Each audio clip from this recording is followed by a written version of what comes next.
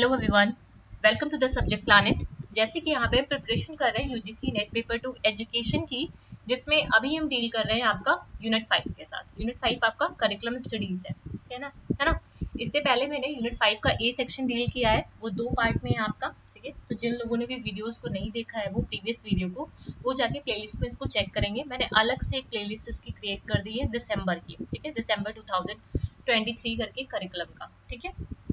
And आप लोग की आंसर की आ गई है, उम्मीद करती हूँ सभी लोगों ने डाउनलोड भी कर लिया होगा, है ना। और अपने आंसर्स को मैच करके नंबर ऑफ क्वेश्चंस कितने करेक्ट है वो आप लोगों ने निकाल लिया होगा, ठीक है। हम लोग चैनल पे भी पेपर को डिस्कस करेंगे, लेकिन आज डिस्कस नहीं करेंगे क्योंकि आज बहुत ज़्यादा टाइम हो गया है, तो मुझे ये वीडियो भी रिकॉर्ड करनी है, तो उसके बाद फिर टाइम नहीं मिलेगा, ठीक है। तो वो जो आपका पेपर का डिस्कशन है ना, वो हम लोग पूरा कल, जब पेपर का एनालिसिस है वो कल के सेशन में करेंगे, ठीक। उसके अलावा मैंने पूरा पेपर देखने के बाद आपका जो 2018 का कट ऑफ था, 2019 का कट ऑफ था, है ना, 2020 का कट ऑफ था, 2021, 22, है ना, ये सारे कट ऑफ को देखने के बाद मैंने एक गेस कट ऑफ को मैंने टेलीग्राम पे शेयर किया हुआ है ना। वो जस्ट अ गेस है ना, एक गेस कट ऑफ कि इतना होना चाहिए, मिनिमम एंड मैक्सिमम, ठीक है।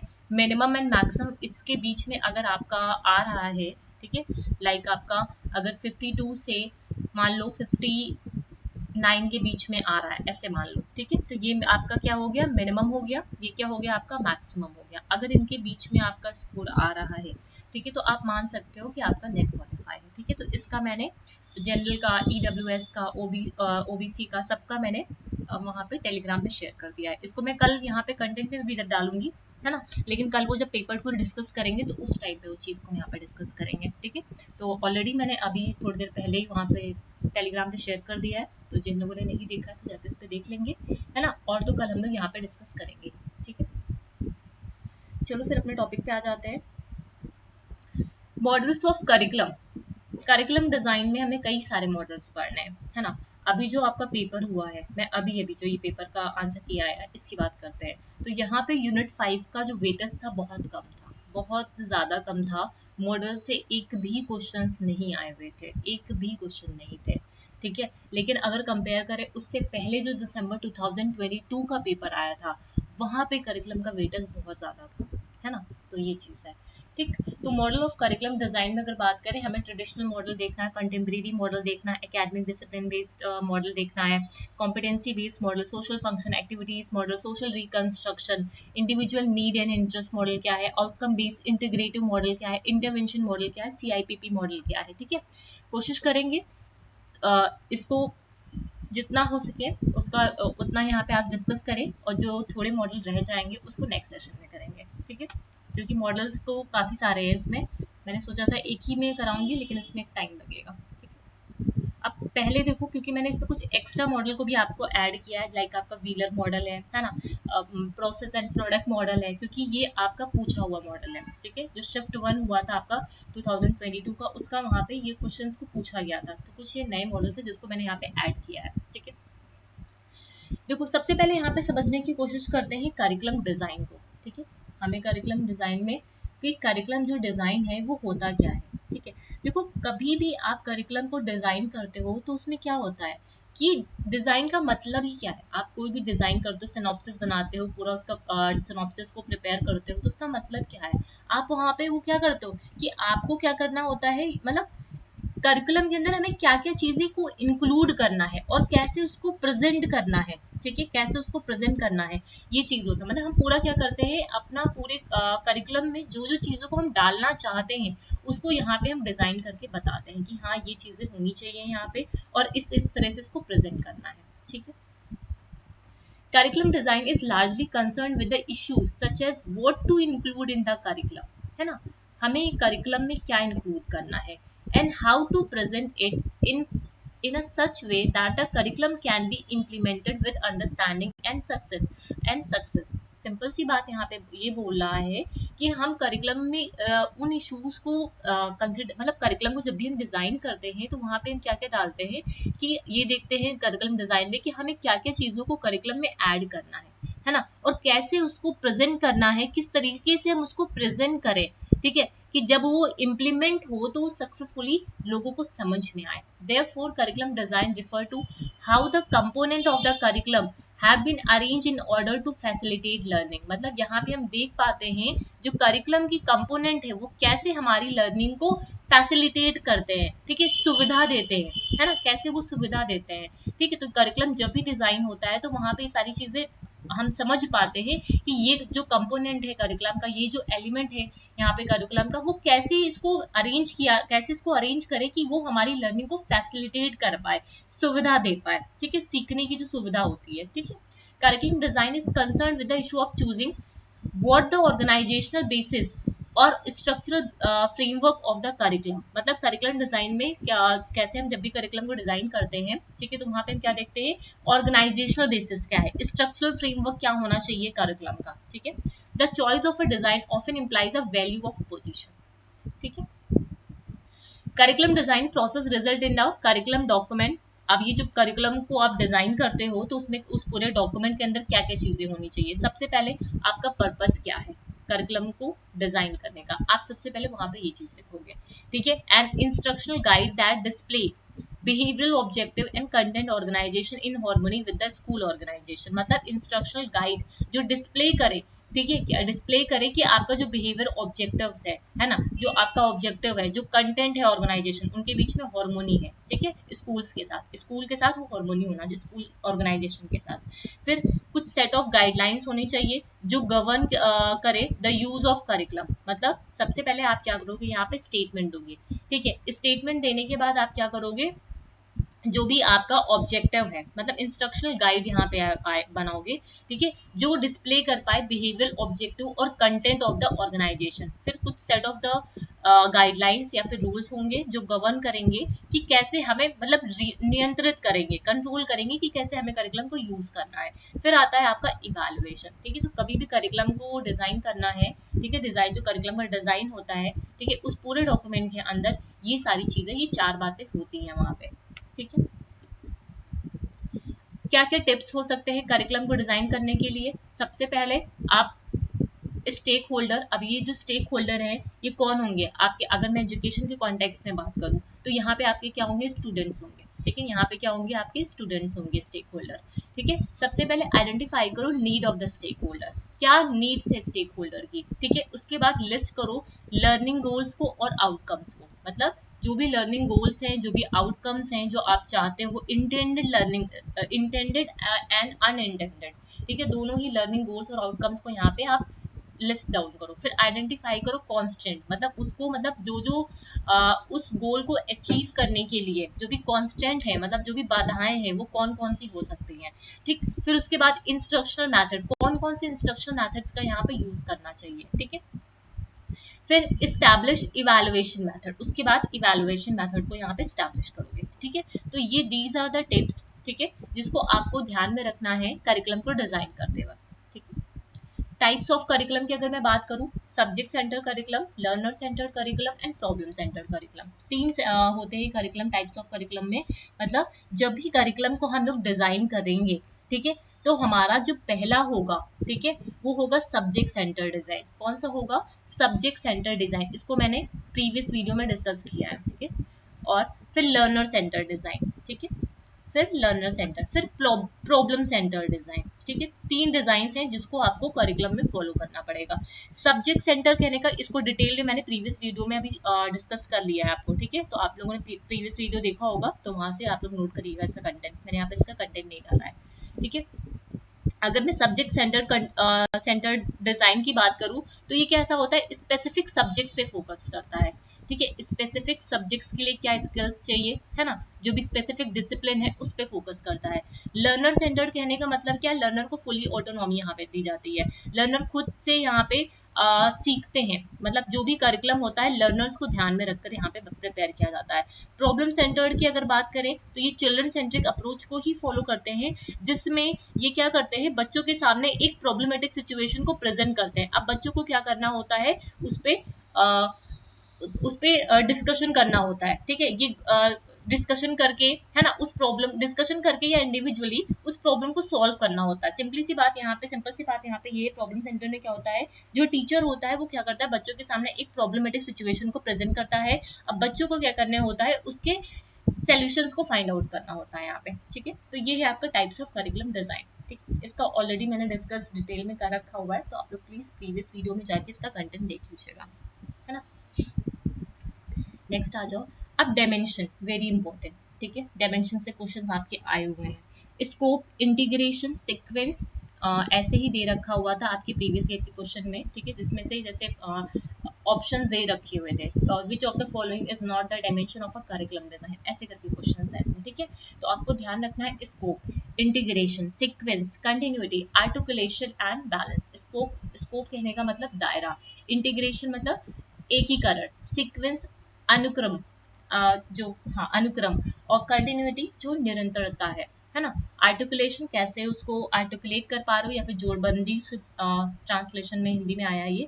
बैलेंस मतलब कैसे आप संतुलन बनाते हो उसका, ठीक है। अब इसको देखो, अब देखो यहाँ पे स्कोप में मैंने लिखा बहुत सारा है, बहुत सारा स्कोप है, इंटीग्रेशन है, सीक्वेंस है, आर्टिकुलेशन है, बैलेंस है, कंटिन्यूटी है ना। लेकिन आपको इतना सारा नहीं लिखना है इसको, ठीक है।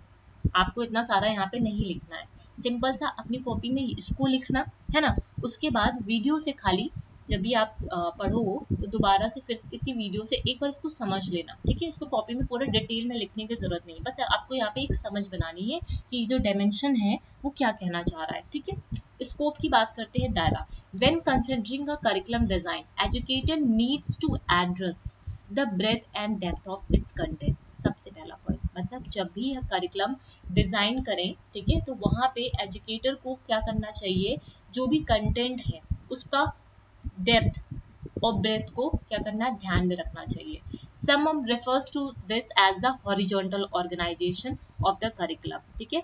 कुछ इसे हम लोग horizontal organization of the curriculum भी बोलते हैं, जहां पे इसको डेप्थ और ब्रेथ को कंसिडर किया जाता है। Scope means not only the depth, scope का मतलब सिर्फ ये नहीं है, दायरे का मतलब ये नहीं है कि सिर्फ डेप्थ उसकी, सिर्फ उसकी जो गहराई है, and the range of content provided to student, मतलब उसकी क्या मतलब जो डेप्थ है या फिर किस किस रेंज तक हम उसको उस कंटेंट को प्रोवाइड कर सकते हैं स्टूडेंट का। स्कोप का मतलब यहाँ पे ये नहीं है, but also all the varieties and types of educational experiences that are created to engage student in their learning, ठीक है। इंपॉर्टेंट लाइन है ये, मैं एक बार फिर से इसको रिपीट कर रही हूँ, ये लाइन इंपॉर्टेंट है, ठीक। स्कोप का मतलब यहाँ पे ये बोल रहे हैं कि स्कोप का मतलब ये नहीं है कि यहाँ पे कि सिर्फ डेप्थ आप कंटेंट की देखो, या फिर उसको उस कंटेंट का कितना रेंज है, ठीक है, कितना रेंज प्रोवाइड किया जा रहा है स्टूडेंट को। खाली स्कोप का मतलब ये नहीं होता, दायरे का मतलब यहाँ पे इसका मतलब ये है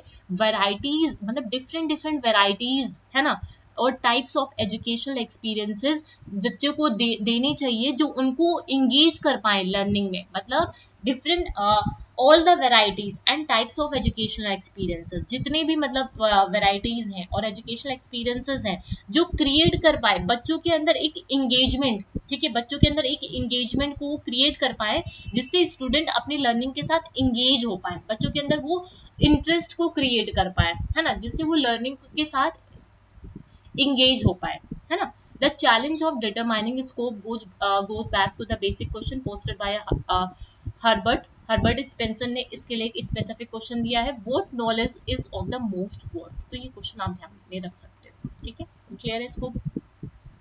नेक्स्ट आ जाओ इंटीग्रेशन, एकीकरण। इंटीग्रेशन मतलब refers to the linking of all the type of knowledge and experience contained within the curriculum and plan।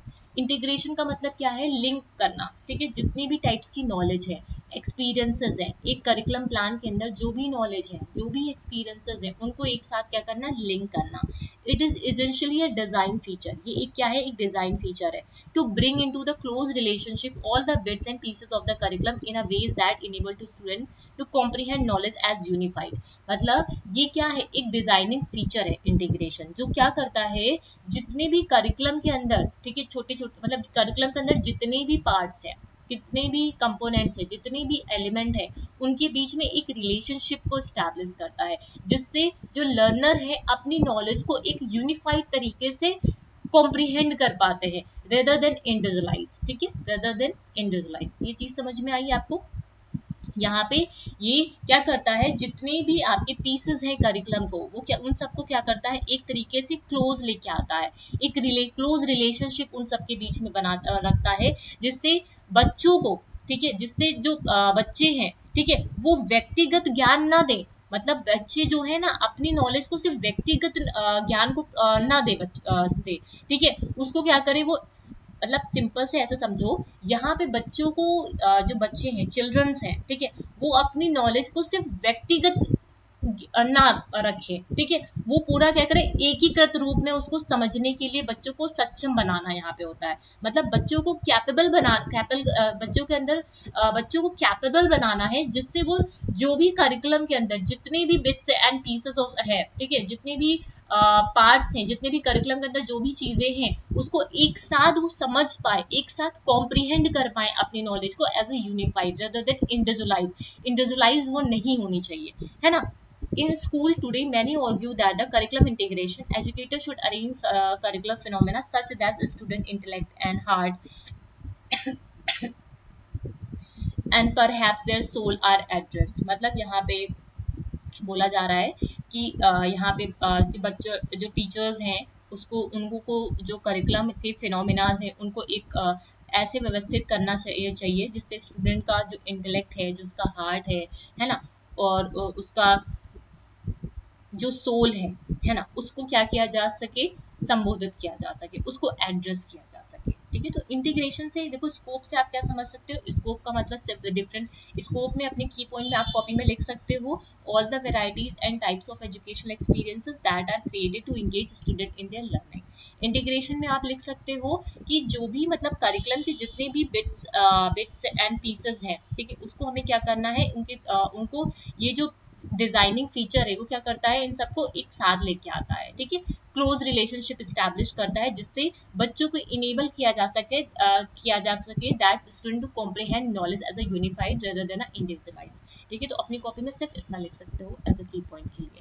Sequence की बात करते हैं। When considering sequence, curricularist are challenge to deal effectively with curricular elements so that the curriculum foster cumulative and continuous learning. अब ये ध्यान रखना है, हम सीक्वेंसिंग क्यों करते हैं, जिससे हम क्यूमुलेटिव एंड कंटिन्यूअस लर्निंग को दे पाए। जो भी करिकुलरिस्ट हैं, ठीक है, उनके लिए एक ये चैलेंज की तरह होता है, जिसके साथ उनको इफेक्टिवली डील करना पड़ता है कि जो भी करिकुलम एलिमेंट्स हैं, उनको क्या किया जाए, क्यूमुलेटिव एंड कंटिन्यूअस लर्निंग की तरह फॉस्टर किया जाए। और what is refer to as the vertical relationship among curricular areas. Specific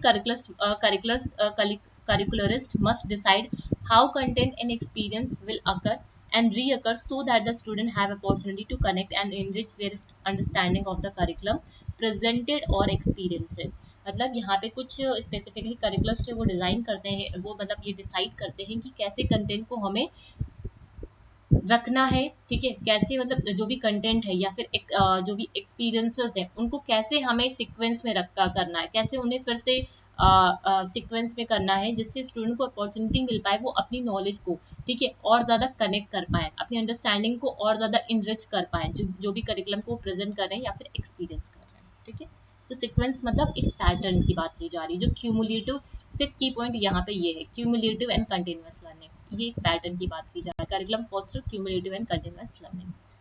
articulation की बात करते हैं। Articulation refers to the inter, ये इसका की पॉइंट है, inter relatedness of a various aspect of the curriculum, ठीक है, ये इसका है, ठीक है।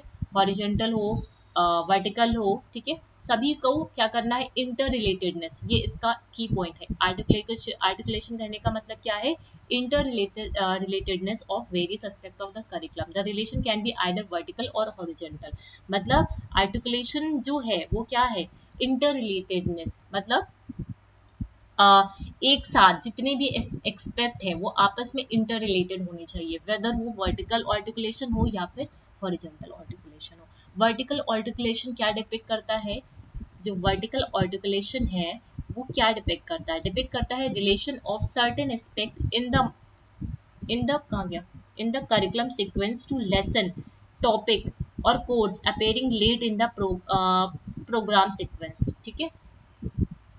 और जो हॉरिजॉन्टल आर्टिकुलेशन है वो क्या बताता है आपका, refers to the, अपनी कॉपी में सिर्फ इतना ही लिखना, association between और among elements occurring simultaneously, ठीक है, जो एक साथ अकर कर रहे हैं, ठीक है। देखो वर्टिकल और आर्टिकुलेशन, मतलब यहाँ पे जब वर्टिकल की बात करते हैं वो डिपिक्ट करता है एक रिलेशनशिप, कुछ एस्पेक्ट हैं जो करिकुलम के, ठीक है, जो आपके उनके बीच में क्या सीक्वेंस होगा, जैसे लेसन्स हो गए, फिर टॉपिक्स हो गए, कोर्स हो गए, कैसे वो अपियर होंगे एक के बाद एक के बाद एक के बाद। पहले आपका क्या आया, जैसे मान लेते हैं लेसन्स, पहले मतलब पहले सीक्वेंस किया आपने, लेसन्स, फिर टॉपिक्स, फिर कोर्स, ऐसे मतलब एक के बाद एक के बाद ऐसे करके एक इसके बाद फिर ये आएगा, इसके बाद फिर ये आएगा, इसके बाद फिर ये आएगा, तो ये होता है वर्टिकल, ठीक। लेकिन हॉरिजॉन्टल में क्या होता है, जो भी यहाँ पे क्या होता है, एसोसिएशन होता है एलिमेंट्स के बीच में, वो एक साथ आते हैं, ठीक है, एसोसिएशन होता है, वो दोनों एक साथ आते हैं यहाँ पे, ठीक है, ये आर्टिकुलेशन है। बैलेंस कहने का मतलब क्या है यहाँ पे, when designing a curriculum educator are also concern that appropriate wait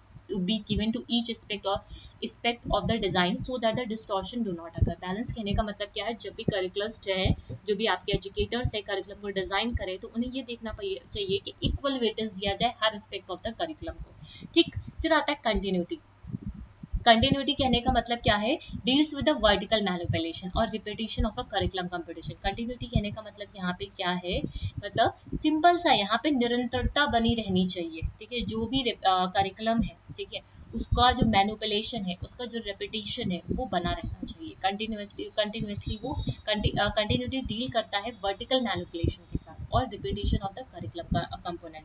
vertical जो आपने देखा सीक्वेंस में आता है ना, हॉरिजॉन्टल नहीं, सीक्वेंस में आता है, ठीक है, उनके बीच में एक कंटिन्यूटी बनी होनी चाहिए, ठीक है। अब आ जाओ नेक्स्ट करिकुलम डिजाइन पे, ठीक है, यहाँ तक चीजें क्लियर है, उम्मीद करती हूँ सभी को चीजें क्लियर होंगी, ठीक है।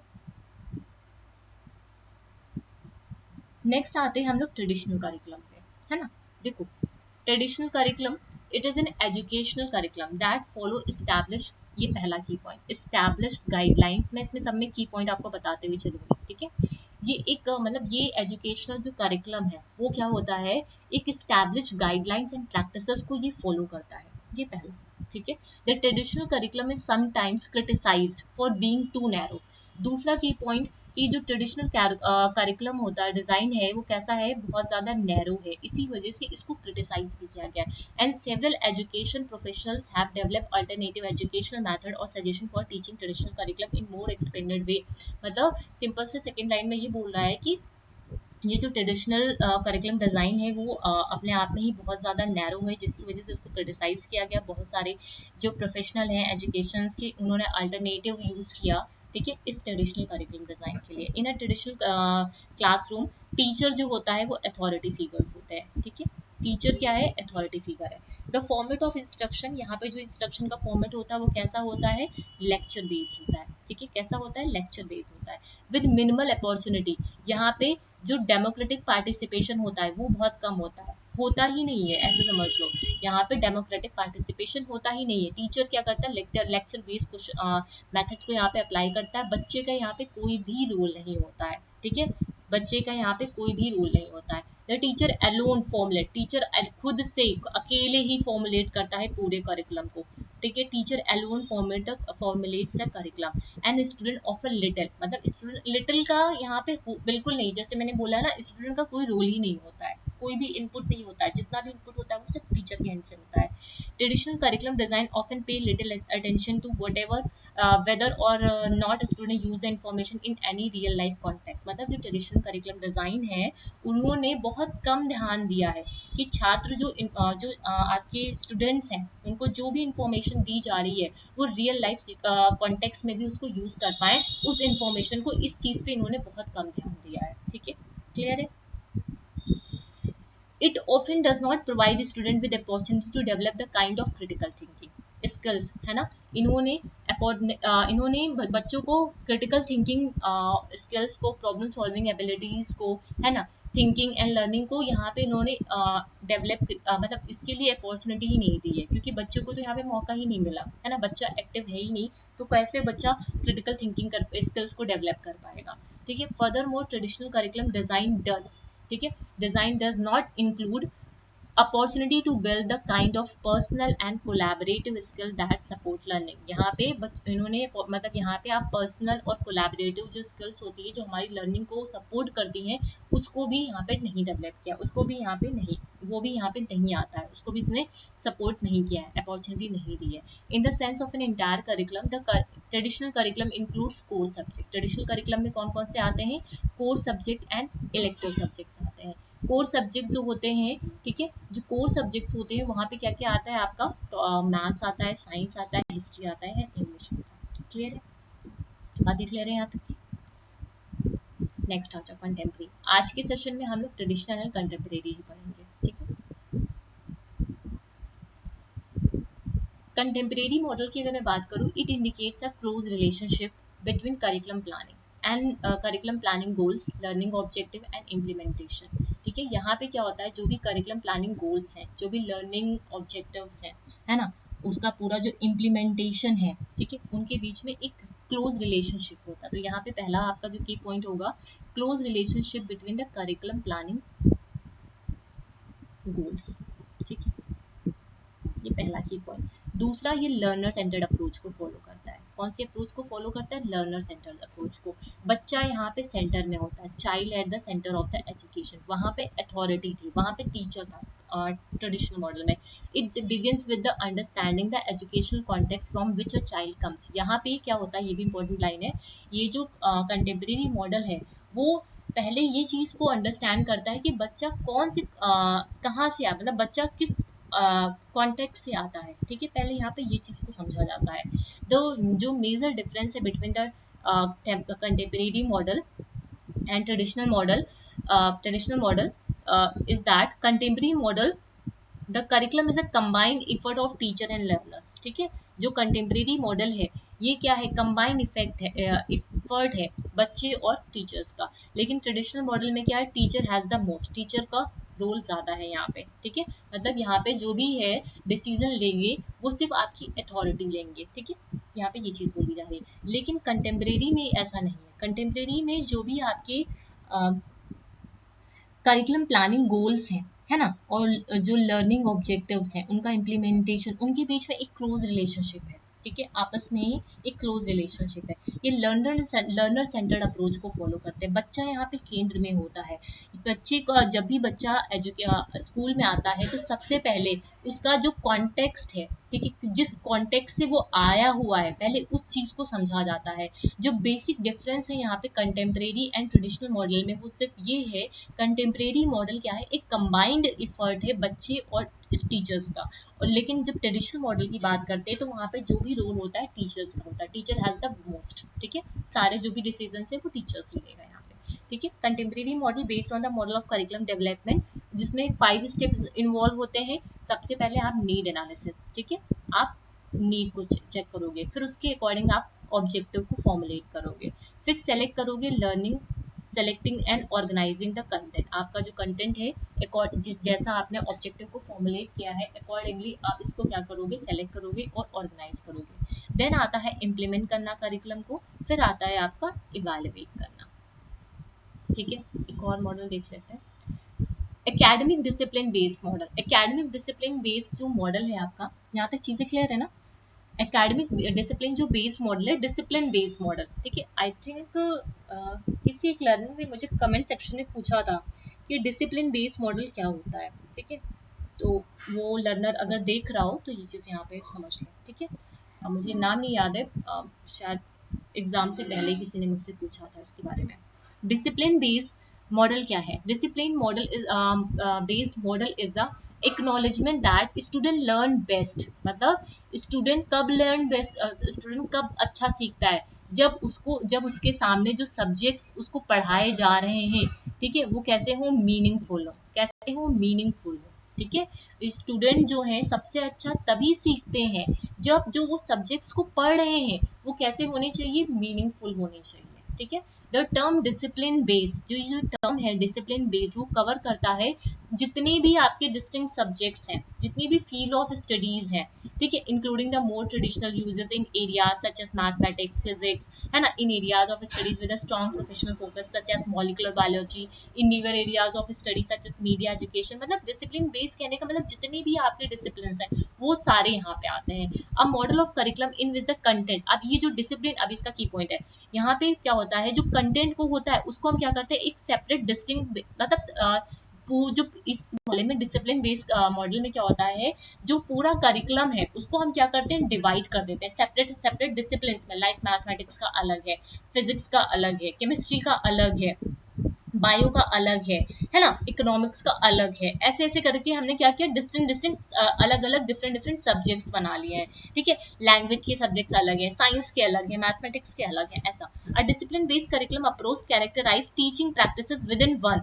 मतलब यहाँ पे क्या होता है, जैसे साइंस का एक टीचर है, ठीक है, एक सब्जेक्ट स्पेसिफिक टीचर होता है ना स्कूल में, वही चीज यहाँ पे बोला जा रहा है। डिसिप्लिन बेस्ड करिकुलम में क्या होता है, एक सब्जेक्ट स्पेसिफिक टीचर होता है, जैसे साइंस का, फिजिक्स का एक टीचर है आपके लिए अपॉइंट कर दिया गया है, मतलब एक फिजिक्स का एक स्कूल में टीचर है, तो वो क्या है आपका इसके अंदर आता है, डिसिप्लिन बेस के अंदर आता है। Teaching practices within one subject, है ना, and encourage teacher to specialize. अब यहाँ पे क्या होता है, अगर कोई टीचर आपको फिजिक्स पढ़ा रहा है स्कूल में, तो ये चीज को इंश्योर किया जाता है उस टीचर के पास, फिजिक्स टीचर के पास उस सब्जेक्ट की, जो वो पढ़ा स्पेसिफिक सब्जेक्ट के लिए उसको जिसके लिए अपॉइंट किया गया है, उसके पास उसकी डेप्थ नॉलेज होना चाहिए, कंटेंट की डेप्थ नॉलेज होना चाहिए, है ना, ये चीजें यहाँ पे बोल रहा है, ठीक है। तो यहाँ पे क्या होता है, सिंपल सा आप ध्यान रख सकते हो डिसिप्लिन बेस्ड करिकुलम में, कि सब्जेक्ट्स को क्या करते हैं, डिफरेंट डिफरेंट डिसिप्लिन में यहाँ पे डिवाइड कर देते हैं, है ना। नेक्स्ट आ जाओ कॉम्पिटेंसी, मतलब मास्टरी लेवल को यहाँ पे डेवलप किया जाता है। कॉम्पिटेंसी बेस्ड जो करिकुलम डिजाइन है ना, कॉम्पिटेंसी बेस्ड जो मॉडल है, curriculum design is a model in which educative goals are structured to discover and support the unique abilities and learning style of individual, thereby facilitating the achievement of their potential। यहाँ पे हम क्या करते हैं, बच्चे के जो पोटेंशियल्स हैं उसको हम क्या करते हैं, फैसिलिटेट करते हैं। बच्चे के मतलब ये मास्टरी लेवल, ये किसकी बात करता है, बच्चे के अंदर हमें क्या करना है, मास्टरी लेवल को डेवलप करना है, ठीक है। बच्चे के अंदर हमें क्या करना है, मास्टरी लेवल को डेवलप करना है। In a competency based curriculum emphasis is not placed upon the learner accumulation of memorized knowledge और behaviour, but instead of their proficiency in a particular realm. मतलब यहाँ पे सिर्फ बच्चे को हमें रटाना नहीं है सब्जेक्ट को, है ना, जो कंटेंट है उसको सिर्फ उसको एक्युमुलेट नहीं कराना, मेमोराइज नहीं कराना उस नॉलेज को, ठीक है, या फिर उसके बिहेव उसको यहाँ पे क्या करना है, उसके अंदर प्रोफिशिएंसी डेवलप करना है, यहाँ पे प्रोफिशिएंट बनाना है बच्चों को उस सब्जेक्ट में, ठीक है, प्रोफिशिएंसी उसके अंदर डेवलप करना है।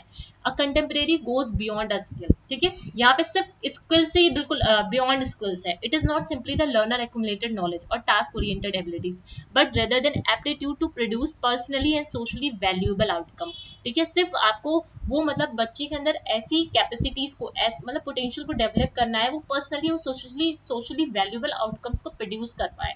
The goal of this construct is to help learner achieve long term success. इस मॉडल का जो एम है, जो गोल है, वो ये है कि बच्चों के अंदर लॉन्ग टर्म सक्सेस का, ठीक है, लॉन्ग टर्म सक्सेस का एक गोल को अचीव कर पाए, है ना। यहाँ पे लॉन्ग टर्म सक्सेस की बात की जाती है through the realization and cultivation of their strength. मतलब कोई बच्चे के अंदर अगर किसी सब्जेक्ट को लेकर के वो प्रोफिशिएंट हो गया, मास्टरी लेवल इसने डेवलप किया है, ठीक है, मास्टरी लेवल आ गई है, पूरा उस सब्जेक्ट में वो निपुण बन चुका है पूरी तरीके से, तो वो क्या कर सकता है, आगे चल के उसे सोशली और पर्सनली एक अच्छा कंटेंट प्रोड्यूस कर सकता है ना, अपने एक्सपीरियंसेस का यूज करके, ठीक है।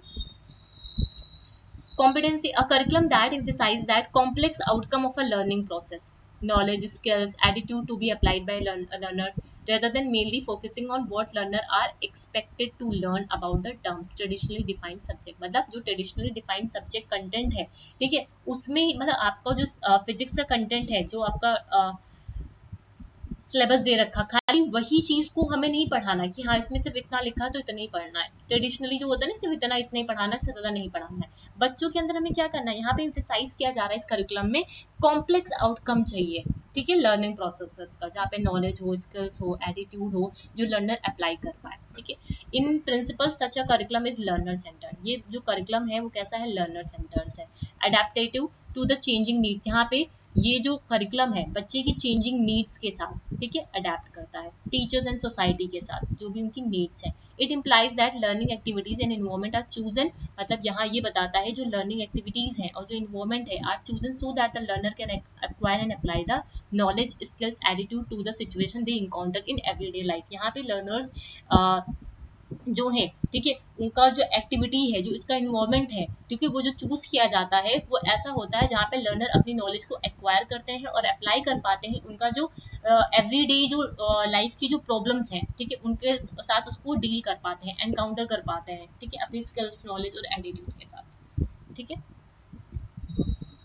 नेक्स्ट आ जाओ एक्टिविटीज मॉडल, ठीक है, एक दो मॉडल और देख लेते हैं। Activities model, activity based model centre around the activity, active learning. यहाँ पे क्या होता है, एक्टिव लर्निंग होती है, ठीक है, यहाँ पे क्या होता है, एक्टिव लर्निंग होती है, प्रेजेंट करते हैं इन्फॉर्मेशन को बच्चों के सामने in a fun and interactive way. Important line है ये, ठीक है। एक्टिविटीज मॉडल के कहने का मतलब क्या है, बच्चों के सामने इंफॉर्मेशन को प्रेजेंट करना, ठीक है, एक इंटरैक्टिव वे में, जिससे बच्चे अपनी स्टडी को एंजॉय भी कर पाए और इंटरैक्ट भी कर पाए, ठीक है। बच्चों को यहाँ पे क्या करना है, हमें एक्टिव लर्निंग करानी। It is a method of teaching that can be use with students, ठीक है, इसे बच्चों के साथ यूज किया जाता है, स्पेशली जो आपके छोटे बच्चे होते हैं उनके साथ। The focus of an activity based curriculum is teaching skills and knowledge to student through creative task and activities. आप लोगों ने देखा होगा जो लोग स्कूल से पढ़ा रहे होंगे, ठीक है, वो जो बच्चे होते हैं उनको क्या किया जाता है, उनको अगर कोई चीज़ सिखाना है तो जो टीचर्स होते हैं उनको डांस करके सिखाते हैं, या फिर कुछ उनको आर्ट या ड्राइंग का जो टास्क होता है वो देते हैं, कुछ एक्टिविटीज करके उनको सिखाते हैं उन चीज़ों के बारे में। तो वही चीज़ है, rather than student passively listening to a teacher. यहाँ पे बच्चे पैसिव नहीं होते, यहाँ पे बच्चे पैसिव नहीं होते, बच्चे यहाँ पे एक्टिव होते हैं, ठीक है। आप लोग स्कूल्स में अगर पढ़ाते होंगे तो वहाँ देखते होंगे, तो मतलब करते होगे आप लोग बच्चों के साथ ये चीज को, उनके सामने एक्टिविटी उनको देते हो, खुद से करने के लिए उनको देते हो, खुद वो परफॉर्म करते होंगे, जैसे क्ले मतलब डिजाइन करना है, मतलब वो ड्राइंग करना है, तो उनको खुद से आप देते हो ड्राइंग करने के लिए, ठीक है। These activities can be cross curricular, ठीक है, ये जो एक्टिविटीज होती है क्रॉस करिकुलर होती है। यूजुअली यहाँ पे क्रिएटिव प्रोजेक्ट्स आते हैं, इंडिपेंडेंट लर्निंग टास्क आते हैं और ग्रुप एक्टिविटीज आती है। N activity based curriculum might also focus on learning through play, ठीक है। For example, teacher might use interactive games to develop key skills to English or maths. Clear?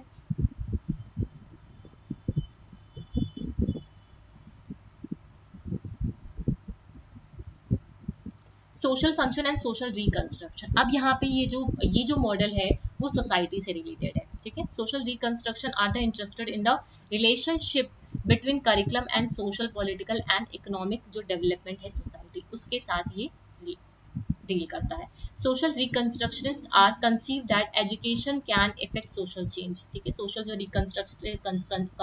रिकंस्ट्रक्शनिस्ट हैं उनका कहना है कि जो एजुकेशन है वो हमारे सोशल सोसाइटी में चेंज ला सकती है। जो प्राइमरी पर्पस है सोशल कंस्ट्रक्शनिस्ट का is to confront the learner, ठीक है, with the many severe problem that humankind faces. मतलब यहाँ पे जो प्राइमरी एम ये है इनका, जो रिकंस्ट्रक्शनिस्ट हैं, कि बच्चों के सामने उन प्रॉब्लम्स को कॉन्फ्रेंट करना, ठीक है, उन लर्नर उन प्रॉब्लम्स के साथ कॉन्फ्रेंट करें जो ह्यूमन काइंड जो डेली फेस करते हैं, ठीक है, जो हमारी सोसाइटी फेस करती है। Social reconstructionist believe that these problem are not the exclusive concern of social studies but of every discipline including, चाहे इकोनॉमिक्स हो, एस्थेटिक्स हो, केमिस्ट्री हो या फिर मैथमेटिक्स हो। The social reconstructionist curriculum has no universal objective and content, ये आपको याद रखना है। Teacher must relate national, world, local purpose to the student goal, ठीक है, इन सारी चीज़ों को टीचर्स को रिलेट करना चाहिए। Student does use their interest to help find solution, students को भी इंटरेस्ट लेना चाहिए, अपने इंटरेस्ट का यूज करके उन जो प्रॉब्लम्स हैं उसका सोल्यूशन फाइंड करना चाहिए। जो भी सोशल प्रॉब्लम्स हैं उनकी क्लास से रिलेटेड, उनके सोसाइटी से रिलेटेड, उसको लिए सोल्यूशंस को फाइंड आउट करना चाहिए, ठीक है। आज के सेशन में इतना ही रखते हैं, है ना, इससे ज़्यादा क्योंकि काफ़ी सारे हैं यहाँ पे मॉडल। ठीक है, उसको नेक्स्ट सेशन में करेंगे, मतलब कल करेंगे। कल हमारे मैं कोशिश करूंगी कल 2 मैं सेशन ले लूँ, एक आपका ये मॉडल्स वाला, ठीक है, और एक आपका जो पेपर वाला है, पेपर का डिस्कशन है, ठीक है। तो इसको मैं कल के सेशन में करूँगी आप लोगों के लिए, ठीक है। तो आज का सेशन ये आप कुछ नए कंटेंट है, ठीक है, फीडर मॉडल है, मैंने डाला हुआ है यहाँ पे, हिंदी इंग्लिश दोनों में है, ठीक है। ये लास्ट है आपका, तो इसको कल के सेशन में कल ही कंप्लीट हो जाएगा आपका, ठीक है। तो आज का सेशन फिर यहीं पे एंड करते हैं, है ना। उम्मीद करती हूँ ये सेशंस आप लोगों के लिए यूजफुल रहेंगे। जो आपका अपकमिंग अब एग्जाम आएगा दिसंबर सेशन का, आप लोग अभी से नोट्स बनाओगे इन सबके, है ना, प्रॉपर की पॉइंट्स में चाहे बनाओ, चाहे तो अभी तो टाइम है, डिटेल में भी बना सकते हो, ठीक है। और कल हम लोग इसका पेपर भी डिस्कस करेंगे। अगर वीडियोस इन्फॉर्मेटिव लगे तो चैनल को सब्सक्राइब करिएगा, शेयर करिएगा अपने फ्रेंड्स के साथ जो भी प्रिपरेशन कर रहे हैं यूजीसी नेट पेपर 2 एजुकेशन की, ठीक है। और उसके अलावा जो लोग भी टेलीग्राम पे नहीं जुड़े हो, टेलीग्राम पे भी जुड़ जाओ, ठीक है, क्योंकि जो भी पीडीएफ वगैरह होगी या फिर जो भी अपडेट्स होंगी वो सब आपको वहीं पे मिल पाएंगे, ठीक है। So thank you everyone.